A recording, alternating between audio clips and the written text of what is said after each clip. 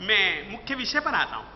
तीर्थंकर का गुण एकमात्र परोपकार इतना प्रबल होता है कि जब वे जन्मते हैं तो पहली नरक में, जैसे कि इस समय सूरज का प्रकाश है ना, वैसे सूरज का प्रकाश पहली नरक भूमि में हो जाता है।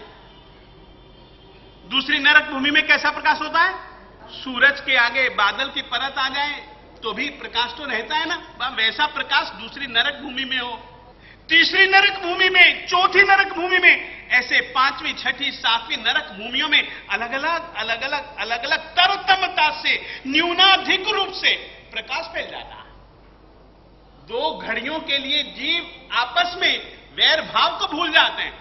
हमेशा दुख, वेदना, पीड़ा में जीने वाले नारकी जीव दो घड़ियों के लिए सुख, शांति महसूस करते हैं। ये किसके कारण? एक परोपकारी व्यक्ति की आत्मा ने जन्म लिया है।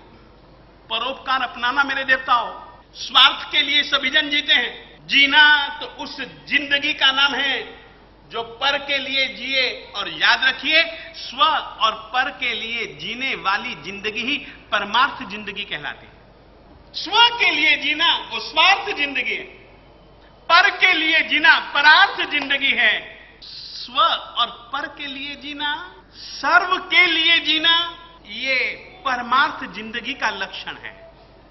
अरिहंत परमात्मा की कुछ खासियतें, अरिहंत परमात्मा की कुछ विशेषताएं। सबसे पहले जीव यदि कहीं पाया जाता है तो निगोद में पाया जाता है। कहां पाया जाता है? आकाल में ते परार्थ व्यसनिना। केवल मानव के जीवन में नहीं, जब से निगोद में हैं तब से लेकर के जब तक कि वे सिद्ध नहीं बन जाते, आकालम, निगोद की अवस्था से लेकर के।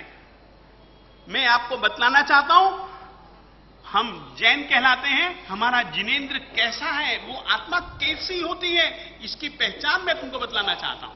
आकालम, निगोद के समय से लेकर के जब तक कि वे मुक्ति में नहीं चले जाते, तब तक उनमें पाए जाने वाली कितनी विशेषताएं होती हैं? 10।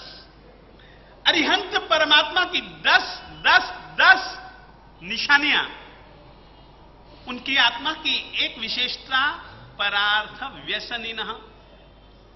व्यसन को तो तुम सभी जन जानते हो। किसी को शराब का व्यसन होता है, वो शराब के बिना जी नहीं सकता है। जब तक शराब उसके गले से नीचे नहीं उतरेगी तब तक उसको बेचारे को चैन नहीं पड़ेगी, सुख नहीं मिलेगा। मेरे जैसे व्यक्ति को चाय का व्यसन है, चाय न पीऊं तब तक मेरा सिर ही दुखता रहता है।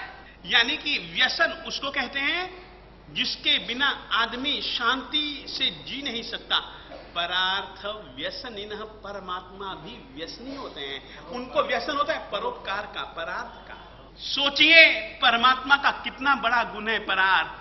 परार्थ व्यसनिनः, परमात्मा भी व्यसनी है। जब तक कि वे परोपकार न कर लेना तब तक उनको सुख चैन नहीं। हमें ऐसा बनना है, आज नहीं कल, कल नहीं परसों हम भी ऐसा बनेंगे। हम भी परार्थ के लिए जिएंगे, परार्थ करेंगे, ऐसा कुछ न कुछ सोचना मेरे देवताओं। हमारा देवता है जिनेंद्र, वो ऐसा है। उसकी दूसरी बात, उपसर्जनी कृत स्वार्थ, दूसरों के कार्य के लिए अपने कार्य को गौण कर देते। दूसरों के हित को साधने के लिए अपने हित को जो गौण कर दें, वो अरिहंत का एक लक्षण है मेरे देवताओं। तीसरा, उचित क्रियावंतः, हमेशा सतत हर जीवन में औचित्य का वे पालन करते हैं। किसका पालन करते हैं? उनको उस अवस्था में जो उचित लगता है। एक बात याद रखिएगा, औचित्य का पालन वही कर सकता है जिसमें एक पक्षपात नहीं होता है। पक्षपाती आदमी गदाग्रही होता है। पक्षपाती आदमी हर किसी के प्रति औचित्य का पालन नहीं करेगा। उचित क्रियावंतः, ये परमात्मा की तीसरी विशेषता है।